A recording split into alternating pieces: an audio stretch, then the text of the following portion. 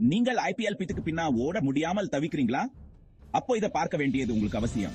Kolkata night Riders இந்த சீசனில எப்படி அசத்தி இருக்காங்கன்னு நீங்க நம்ப மாட்டீங்க.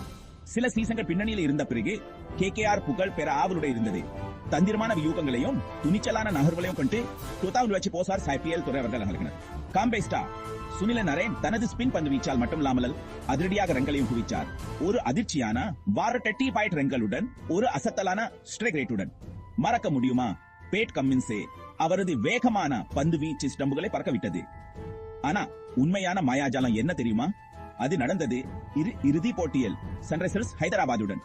கேகேஆர் வெறும் வெற்றியை மட்டும் பெறவில்லை, அவர்கள் ஆதிக்கம் செலுத்தினர். ஒரு மிதமான இலக்கை 10 ஓவர்கள் மீதம் வைச்சுக்கிட்டு அடைந்து 5 விக்கெட்டுகள் வித்தியாசத்தில் கோப்பையை வென்றனர்.